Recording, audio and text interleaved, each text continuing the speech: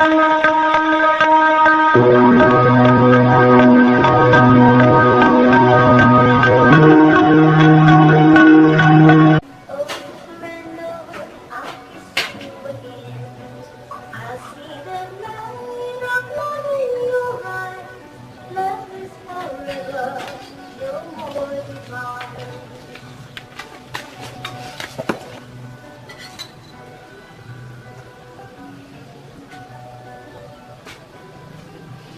các bạn, hôm nay mình sẽ hướng dẫn các bạn là thay chiếc card đồ họa cho máy tính cây hay là máy tính PC. Các bạn xem chiếc card đồ họa, mình sẽ thay một cái card đồ họa khác. Muốn thay cái card đồ họa thì các bạn cần phải có một cách biết. Mình sẽ vặn cái nắp che lưng của cái card đồ họa phía sau này. Các bạn một là vặn ốc thang. Mình sẽ vặn cái miếng tre cái phía sau của cái card đồ họa ra. Sau đó ta sẽ vặn cái ốc gắn đằng sau cái card đồ họa ở đằng sau kia. Đấy, mình sẽ tháo các dây nguồn của nó ra. Các bạn này, đây là dây nguồn. Máy đây sử dụng một cổng nguồn cấp nguồn phụ 8 pin và một cổng cấp nguồn phụ 6 pin nữa. Tổng là 2 cổng cấp nguồn phụ. Tổng của nó là bây giờ mình đang xài cái card đồ họa X560OC, sử dụng nó tốn nhiên liệu khoảng 230W nhiên card đồ họa. Mình sẽ thay một cái card đồ họa khác. Các bạn xem ở dưới này nó có một chiếc giấy, mình đã sử dụng bo mạch tủ iSearch P8Z17. Nó sẽ có một cái giấy mở khe card đồ họa, các bạn nhấn mạnh xuống card đồ họa sẽ tự nhảy lên. Đấy, sau đó ta sẽ rút ra. Đây, card đồ họa đã lên đây. Mình sẽ thay cái card đồ họa khác. Card đồ họa này sử dụng công nghệ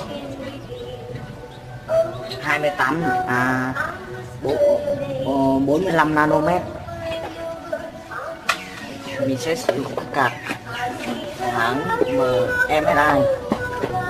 Đây, các bạn xem đây là MSI.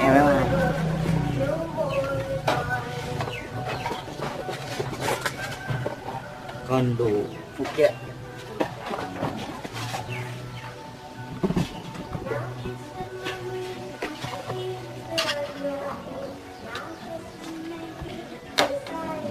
Đây của MSI, còn đủ phụ kiện này các bạn xem.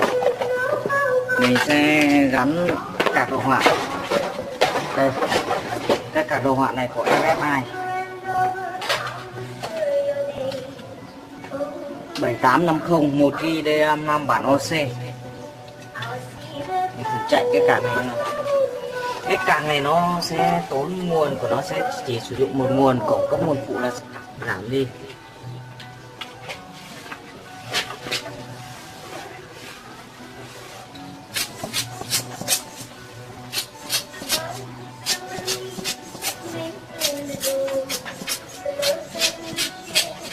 Nhân tiện mình sẽ vệ sinh máy luôn.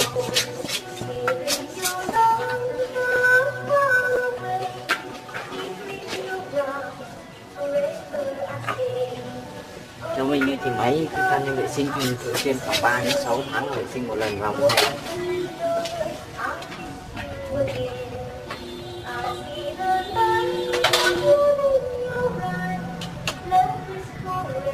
Đấy, mà mình đã sử dụng 9GB RAM, dùng 4 thẻ. Tuy rằng nó không có độ đua của RAM nhưng mà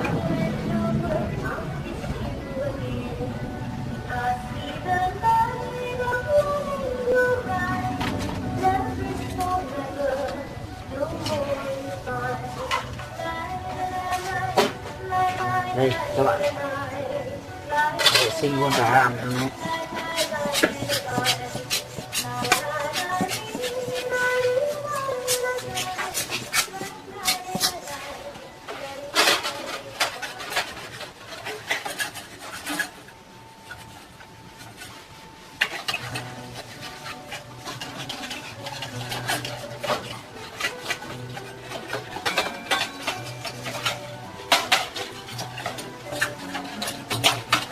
tiếp tục.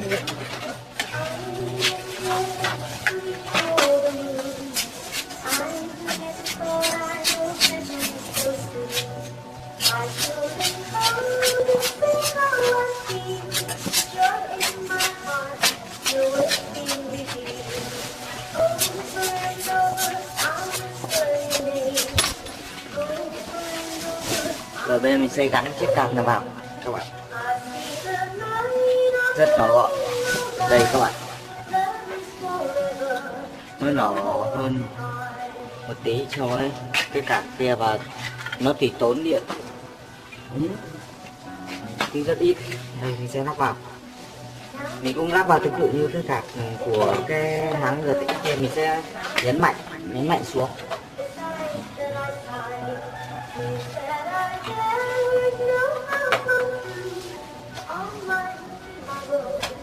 Đấy, thế là xong. Mình sẽ cắm cổng nguồn pin vào, cấp pin vào trong bạn cái cổng này là ok.